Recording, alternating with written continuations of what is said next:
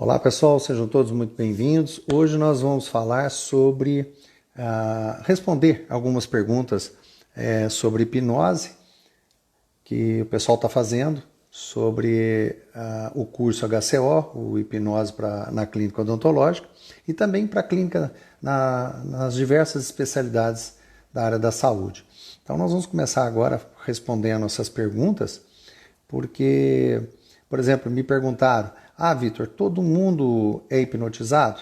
Hipnotizável? E o que é ser hipnotizável? Na realidade, quando você... primeiro que para você hipnotizar, você precisa ter uma sugestão, tá? Que daí, então, você vai ter o quê? Vai canalizar a sua concentração numa determinada sugestão. Se a sugestão é boa, é óbvio que você vai se canalizar nela. E quando você faz isso, você então entra num processo diferenciado, ou seja, a tua mente ela vai mudar, inclusive, a frequência cerebral, as ondas cerebrais. Então, todo mundo é hipnotizado? Sim, todo mundo é hipnotizado. O que muda é a intensidade do transe. Ele pode ser mais intenso, como ele pode ser mais leve, mais superficial, de acordo com a capacidade da pessoa poder absorver essa sugestão. Então, todo mundo é hipnotizável, sim, uma vez que, existindo a sugestão, a sugestibilidade, todos nós vamos nos submeter a esta sugestão. Mas aí, na realidade, quem que vamos dizer assim, que comanda? É o hipnotizador ou o hipnotizado? Na realidade, o hipnotizador é como se fosse uma orquestra. E você é um instrumento musical e o hipnotizador é um maestro. Ele vai simplesmente comandar o processo, mas quem realiza, quem realmente vai executar a técnica é a pessoa que está se submetendo. Né? No caso, por exemplo, o maestro rege a orquestra, o som sai do instrumento. Então, quem é importante é o instrumento e não o maestro. Ele serve simplesmente para conduzir o processo. Isso é uma coisa importante que as pessoas precisam entender sobre hipnose, porque há muita analogia, associação a coisas sobrenaturais. E que está equivocado, está errado, porque quando nós nos submetemos à hipnose, é uma técnica, é um processo que ocorre, é uma conversa entre o inconsciente, com o subconsciente, com o consciente. Há um diálogo entre essas duas regiões. Então, é equivocado, pessoal que está entrando, seja bem-vindo. Então, é equivocado as pessoas pensarem que eu, quando me submeto a um transe hipnótico, que eu vou ser manipulado, que vai ter alguma sugestão cabulosa do hipnotizador comigo, que eu fico à mercê. Não, tanto é que é muito comum, quando uma pessoa está no meio de um transe hipnótico, de repente ela tem vontade de ir ao banheiro para fazer xixi, por exemplo. O que acontece? Ela pode abrir os olhos, se levantar, ir ao banheiro, mesmo em transe hipnótico. Isso ocorre. É muito comum, é muito normal isso ocorrer. Dentro do transe hipnótico, aí sim, nós podemos provocar amnésia, ou seja, provocar que a pessoa esqueça de alguma coisa, de algum trauma, trabalhar o trauma dessas pessoas, mas a cura vem de dentro para fora e não de fora para dentro. Então, muita coisa. Ontem mesmo nas redes sociais uma pessoa entrou interagindo comigo e disse o seguinte: Vitor, hipnose não funciona. Eu falei, mas como não funciona? Não funcionou para mim. E está lá na postagem, acho que foi no Facebook, parece. Aí ela comentando, falou assim, não, para mim não funcionou. Eu falei, mas o que aconteceu? Não, é porque a pessoa, diante da propaganda que foi feita, cheguei lá e não era aquilo tudo. Aí é que está o erro. Gera-se uma expectativa tão grande de que a hipnose é uma ferramenta milagrosa, que na realidade as pessoas se esquecem que não é a hipnose que é a ferramenta milagrosa. A hipnose é uma ferramenta para que você, dentro de você, opere vários milagres. É a tua força, é a tua capacidade. Doutor, onde saiu o seu interesse sobre hipnose? Obrigado pela pergunta. Eu tenho um site hipnosevitorvaz.com e lá eu relato isso. Eu com 17 anos, mais ou menos, quando jovem, eu era muito agitado, muito ansioso.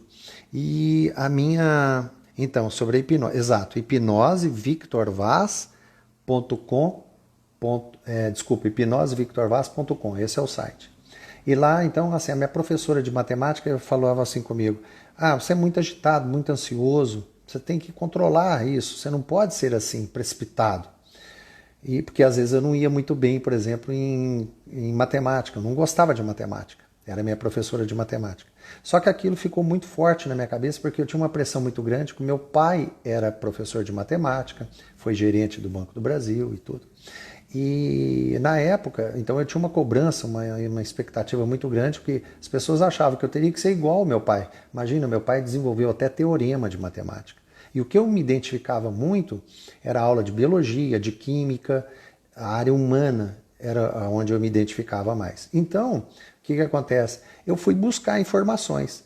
E na época, isso há 35, 36, quase 40 anos atrás, eu não tinha na minha cidade psicólogo, não tinha. Interior de Minas, imagina, 40 anos atrás, era um profissional que não existia lá. A gente mal sabia o que era psicologia. E ainda tinha outro tabu. Quem se tratava com psicólogo ou psiquiatra era louco, doido. Era muito estigmatizado, rotulado. Então, quando eu comecei a pesquisar, eu encontrei dentro de uma biblioteca um livro de Freud, de psicanálise, e comecei a estudar. Aí eu comecei a interessar pela hipnose. E eu via na televisão aquela coisa, né, circense, aquela coisa de dominar e tudo. Eu falei, pô, se domina as pessoas, por que não vai me dominar? Foi essa analogia que eu fiz. Então, eu comecei a estudar e percebi uma outra coisa. Encontrei um mundo espetacular, me encontrei... imagina, muito jovem, eu já era... O meu comportamento em pouco tempo mudou, mas não foi a hipnose que me fez mudar, não foi a hipnose de fora para dentro, mas de dentro para fora, porque daí eu comecei a fazer auto-hipnose, exercício de relaxamento, de concentração, comecei a me conhecer melhor, a fazer uma cartaz dos processos que ocorriam dentro da minha cabeça, a fazer analogias. Então, com estudo, inclusive estudando psicanálise também, eu percebi que é muito tranquilo para nós, seres humanos, poder, vamos dizer assim, a gente se controlar, manter autocontrole, melhorar as relações interpessoais. Então, foi isso que ocorreu comigo.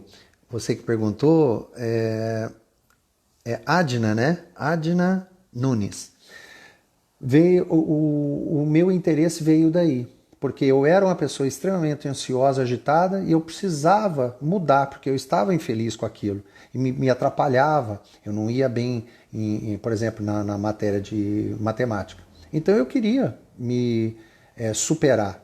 E com isso, com essa vontade, com esse esforço, e encontrando a ferramenta correta, eu mudei toda a minha vida. E logo depois... eu fiz a faculdade de odontologia e, graças a Deus, assim, passei a empregar na odontologia todo o conhecimento que eu adquiri com a hipnose, eu comecei a empregar. E quanto mais eu aprofundava e avançava na odontologia, eu percebi o tanto que eu poderia utilizar a técnica no meu dia a dia. E foi o que eu fiz. Então eu tenho uma história hoje de 30 anos dentro da odontologia. Eu vou completar 30 anos de formado agora em fevereiro de 2021. E eu construí toda uma trajetória pautada, não só, por exemplo, a parte científica da odontologia, mas eu comecei a buscar também ferramentas, inclusive fiz psicologia nesse meio tempo. E aí o que aconteceu? Quando eu fiz a faculdade de psicologia também, eu pude entender muito melhor todo o processo da hipnose e como ele pode ajudar pessoas, como ele pode mudar a vida de pessoas de uma forma substancial e significativa. E é isto que eu trago hoje, Aí eu montei esse curso, porque eu comecei a fazer cursos presenciais, e com essa história toda, eu descobri uma maneira de poder dar o curso online. E, é claro, como a gente tem uma experiência muito grande na odontologia, nós estamos focando mais para a odontologia. Mas qualquer profissional na área da saúde, ele pode sim, também aprender esse processo, tá? E entender que a hipnose, por exemplo, no caso de um fisioterapeuta, esses dias atrás, fazendo uma live, entrou um rapaz, fisioterapeuta, e me perguntou: eu sou fisioterapeuta e tudo, funciona para fisioterapia? Eu falei: óbvio que sim. Por exemplo, as pessoas que têm muita dor nas costas, que formam aqueles trigger points, né, aqueles nódulos de tensão muscular, com a hipnose você ajuda a fazer a relaxação muscular. Então ela vai agir sim na musculatura esquelética, então vai dar um conforto maior para o paciente. Você que perguntou, Adna, né? Você é da área da saúde também? Você que está assistindo aí, Adna, você é da área da saúde?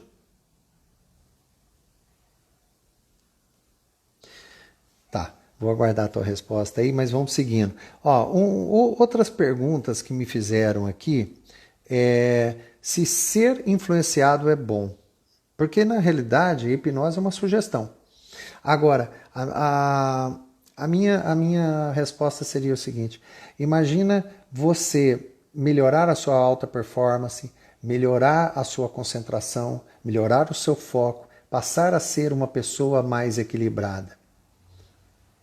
E isto, através da hipnose, nós podemos buscar o equilíbrio para as pessoas, através da sugestão.